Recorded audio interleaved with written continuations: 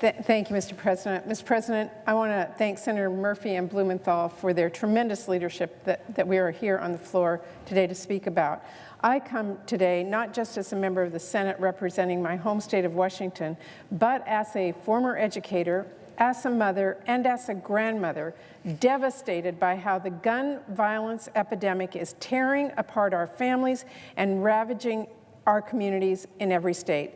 And I am furious at Republican leaders who continue to stand by and do nothing while more and more lives are lost, just as I was after Newtown, Parkland, Sutherland Springs, and Marysville in my home state of Washington. I could go on.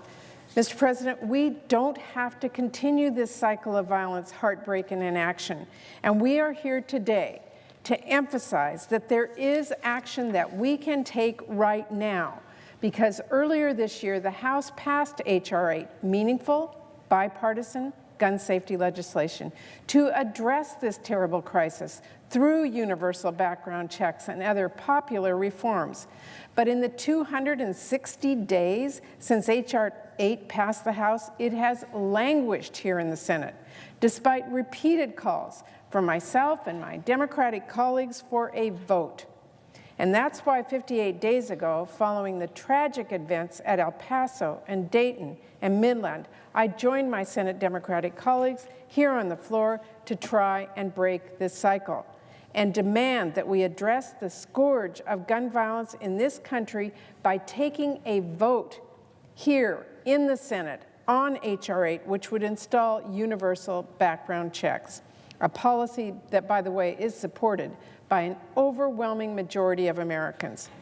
And in the face of Republican apathy, people across the country raised their voices even louder, demanding action to end the endless wave of gun tragedies, so much so that after this summer's string of horrors, President Trump bowed to public pressure and made a commitment to finally act to address the gun violence epidemic.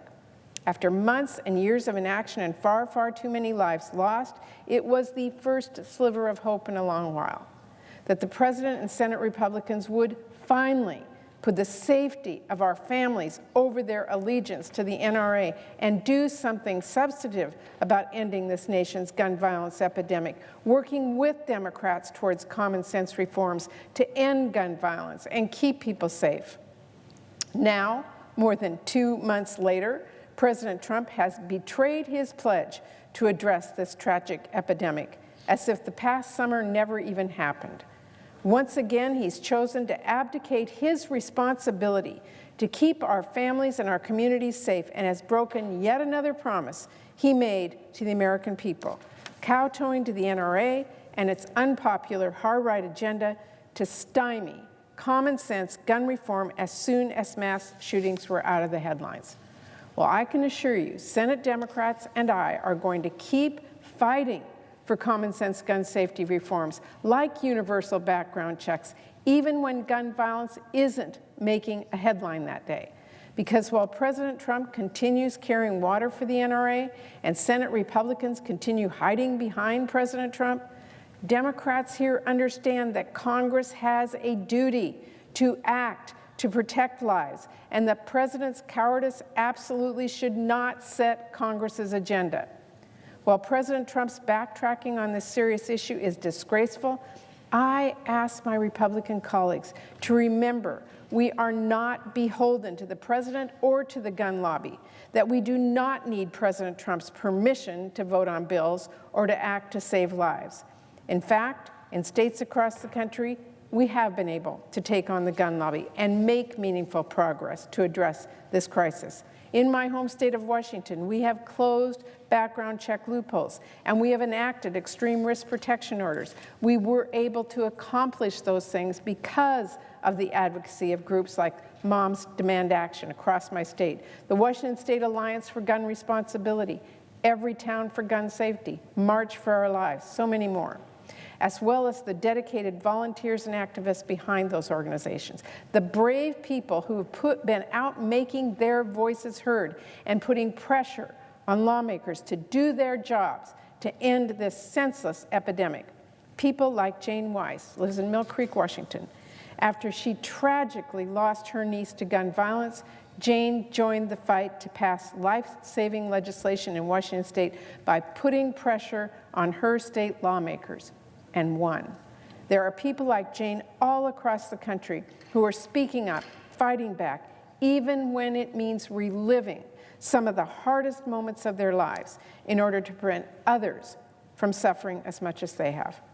Mr. President, that is hard and brave work to do, but there is absolutely nothing hard or brave about simply having a vote on a bipartisan House-passed legislation to ensure universal background checks. To the contrary, it's the height of cowardice not to hold that vote while families across the country wonder which movie theater or shopping mall or synagogue or mosque or church or community space is next. And while students spend their time in school on active shooter drills while they should be learning.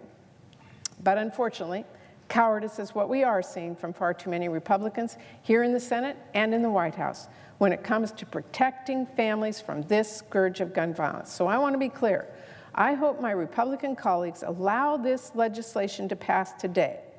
But if they don't, for Jane and so many others, Senate Democrats are going to keep shining a spotlight on the inaction on gun violence here in the Senate and the broken promises coming out of the White House. We're going to keep making the case, building support, and we will not give up until this is done. Thank you, Mr. President. I yield the floor. Thank you, Mr. President. I have two unanimous consent requests. The first won't draw objection. The second, I fear, will. My first is that the following 5 interns in my office be granted floor privileges for the remainder of the year: Madison Mallon, Chris Brown, Britt Jakovich, Devin Bradley, and Alana Van Nostrand. Without objection. Thank you very much, Mr. President. As Senator Murray noted, 100 people die from gunshot wounds every single day. We can't go 24 hours without news of another mass shooting somewhere in America. My kids and millions others hide in corners of their classroom or in their bathrooms preparing for a mass shooting at their school, and this body does nothing about it. The good news is we have a piece of legislation that enjoys 95% support in the American public and will undoubtedly make an enormous impact on gun violence rates in this country. And so I will give more extensive remarks after I make this unanimous consent request. But my request will be that the Senate immediately take up H.R. 8, the Universal Background Checks bill that was passed in a bipartisan way through the House of Representatives and has received no action, no debate here in the United States Senate since that time. So, Mr. President, as if in legislative session, I ask unanimous consent that the Senate proceed to the immediate consideration of calendar number 29, H.R. 8. Further, that the bill be considered read a third time and passed, and the motion to reconsider be considered made and laid upon the table with no intervening action or debate. Is there an objection? Mr. President. Senator from Mississippi. Mr. President, reserving the right to object, legislation that would affect the rights of American citizens under the Second Amendment should not be fast-tracked by the Senate. Efforts to criminalize otherwise lawful conduct with firearms by law-abiding gun owners should not be exempt from consideration by the appropriate committee of jurisdiction. It should not be exempt from debate on the Senate floor. If this so-called common sense bipartisan legislation was indeed crafted with strong bipartisan input, it shouldn't have any problems advancing by regular order.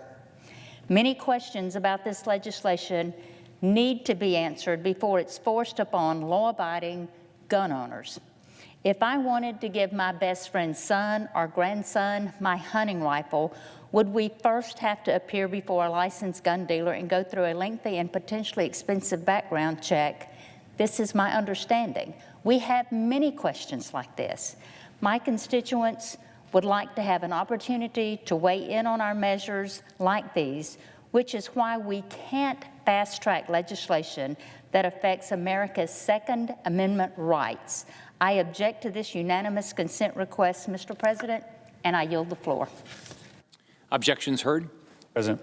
The senator from Connecticut. Mr. President, I appreciate the good faith objection from my friend from Mississippi. But the good news that I can convey to her is that my Republican Senate friends who want to have some impact into the consideration of the future of American gun laws have ample opportunity to do that because you're in the majority. Senate Republicans control the Judiciary Committee. Senator McConnell can decide to bring any measure to the floor. And so if the concern is that there hasn't been enough Republican input into the question of whether criminals or terrorists or people who are seriously mentally ill get guns, then convene a discussion on this. Bring a debate to the floor. Have a process in the Judiciary Committee. Don't just stay silent. Right? It just doesn't, it doesn't pass the straight face test to come down here and say, well, we can't take up H.R. 8 despite the fact that it has 90% public approval because we haven't had input on it. You're in the majority. You have the ability to pass legislation that you support, that Democrats can support as well.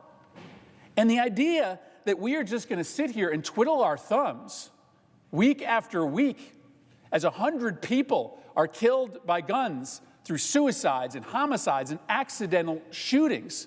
It's an abdication of our basic responsibility as United States senators. There's nothing that matters more to our constituents than their physical safety. And there are kids that are walking to school in cities in every single state in this body who fear for their lives, whose brain chemistry is changed by the trauma that they go through because of that fear for their safety. And they can't learn, and they can't cope, and they can't build strong relationships. My kids go through active shooter drills at school because they, in fact, expect that someday someone will walk through their doors and start firing a military-style assault weapon in one of their classrooms. And I get it. There's a difference of opinion on exactly how we should expand background checks. I understand that maybe my Republican colleagues don't want to support H.R. 8. But you're in the majority. You have the ability to lead a conversation that can find that common ground on expanding background checks. So I'm just not going to accept this argument that we can't bring H.R. 8 to the floor because we've got some concerns about it. I can't get a piece of legislation to the floor in any other way other than to offer this motion. And the American public are not going to accept silence from this body week after week, month after month, in the face of this epidemic carnage that is happening across this country. Parents know that their kids aren't safe. They know that their kids aren't safe. And they expect us to act. The President's Attorney General said the other day that we made some progress on the issue of background checks over the summer, but now we've got the impeachment proceedings, and so that's stopped all this discussion. That's not true. The impeachment proceedings right now are in the House of Representatives. The discussion on the future of a background checks bill was in the Senate. It was happening between myself and Senator Manchin and Senator Toomey. We are still at the table ready to negotiate a compromise version of a background checks expansion act. And we frankly got lots of time on our hands here in the Senate because we're not doing anything other than approving a appointee here, a judge there. We got plenty of time. We got plenty of bandwidth here in the Senate to negotiate with the White House over a universal background checks bill. And so you can't say that we can't take up H.R. 8 because we haven't had input. Republicans are in charge. You have the ability to have as much input as you want. The White House can't say that impeachment is stopping a debate on background checks from happening. I'm ready to talk. Senator Toomey is ready to talk. Senator Manchin is ready to talk. And we have evidence just from this summer about how important universal background checks are. On the last day of August, a gunman fled from police in Odessa, Texas. He hijacked a United States Postal Service van, he killed its driver, and then randomly fired on people as he drove through the streets. During his shooting spree, the gunman killed 7 people and wounded over 20 others, a reign of terror throughout the streets of this Texas town. Now, the current background checks law worked as it was intended to work. The shooter tried to buy a gun in January 2014, but he was denied. Why? Because he had been found to be so seriously mentally ill when he was committed to an inpatient institution that his name was placed on the list of individuals who are prohibited from buying weapons. The problem is Texas doesn't have universal background checks, meaning that it was as easy as pie for the shooter, after he got denied a gun purchase at a bricks and mortar store, to just go find a private seller who would sell him a military-style weapon without a background check. And in this case, it resulted in 20 people getting hurt and 7 people being wounded. This easy way to find loopholes through the nation's background check system, but that happens every single day. Every single day, somebody buys a gun at a gun show or online or through a private sale because that's the way they can get a gun without having to go through a background check. And so I am deeply, deeply troubled. I'm profoundly, profoundly aggrieved by my body's reluctance to even take up a conversation about the future of gun policy in this country. I wish there wasn't an objection. I wish that we had an opportunity to be able to discuss the future of background checks, the future of our gun laws on the Senate floor. Our constituents expect us to have that debate, and this won't be the last time that we come down to the floor to try to force a debate, to force a conversation in this body so that we can find bipartisan consensus on an issue that enjoys 95% public support, 80% support from gun owners, 70% support from NRA members. There's almost nothing else that is less controversial in America today than the issue of universal background checks, and we will continue to press that case on behalf of the American people. I yield the floor.